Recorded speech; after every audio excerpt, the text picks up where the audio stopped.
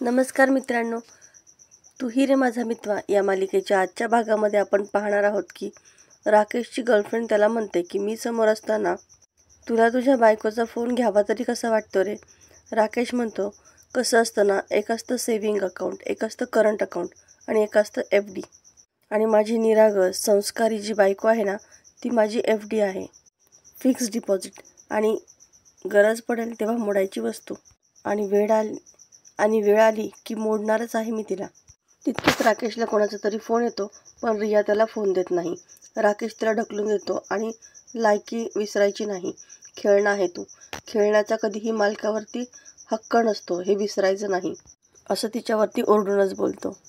राकेश फोनवर सांगतो की ईश्वरी देसाई मुंबईमध्ये कुठे येणार आहे, कुणाकडे राहणार आहे, कुठे कुठे जाणार आहे, या प्रत्येक गोष्टीची सगळी माहिती मला हवी आहे. इकडे ईश्वरी, नमू आणि आत्या तिघेही मुंबईमध्ये पोहोचतात.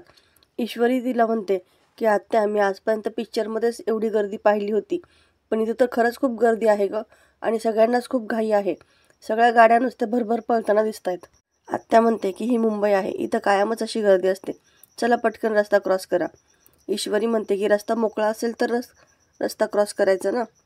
आत्या म्हणते की रस्ता मोकळा व्हायची वाट बघितली तर मध्यरात्र होईल. आत्या पटकन रस्ता क्रॉस करून जाते. ईश्वरी आणि नमू तिथेच अडकतात. ईश्वरी म्हणते की ताई, गाड्यांमध्ये ब्रेक असतात हे इथल्या लोकांना माहितीच नाही वाटतं. इकडे अर्णव ऑफिसला निघालेला असतो. अंजली त्याला टिफिन देते.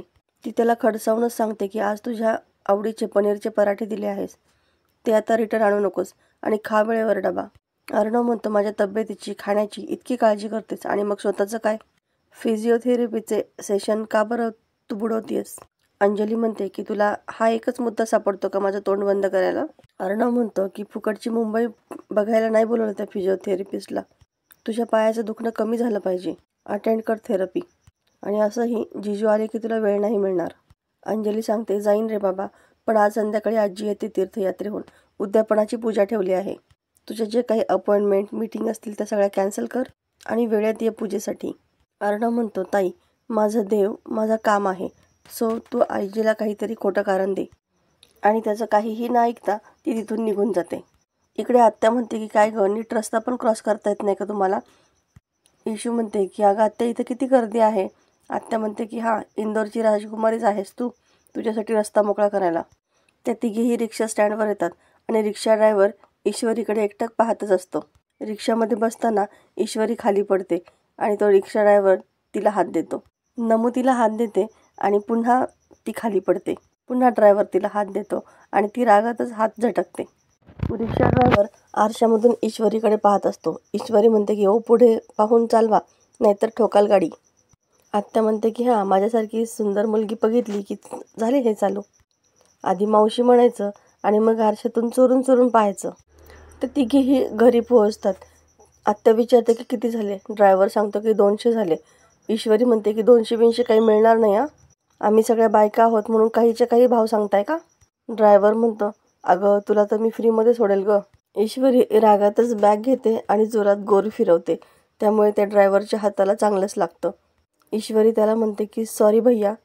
भाऊ, आमच्या इंदोरमध्ये ना भावाला भैया म्हणतात.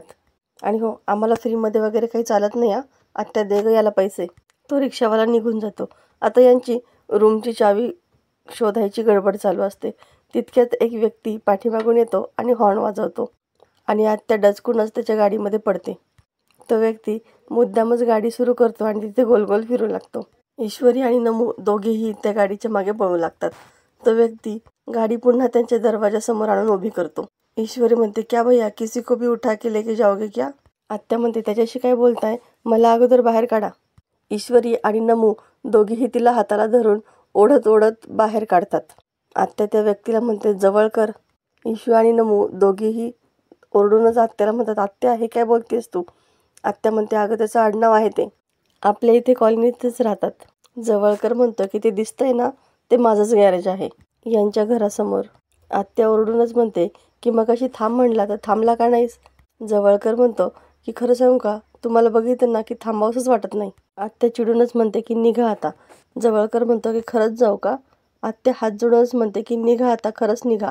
तो जवळकर, तेरे घर के सामने गॅरेज बनाया मैंने, असं गाणं म्हणत तिथून निघून जातो. आत्या म्हणते की तुम्हाला काय झालं हसायला? आता आतमध्ये गेल्यानंतर पटकन अंघोळी उरका. इंदोरसारखं 24 तास पाणी नसतं मुंबईमध्ये. इशू म्हणते की ताई, हे आत्या जवळकर नेमकी प्रकरण काय आहे गं? नमू म्हणते काय माहिती, आणि दोघीही हसतात. नमू विचारते की तुला त्या रिक्षावाल्याची भीती नाही वाटली का गं? ईश्वरी म्हणते की हो वाटली ना, पण ना अशा लोकांना ना सहीसट केल्याशिवाय मला चैन नाही पडत. हे आता चल पटकनी, नाही तर आत्याचा स्पीकर वाजेल.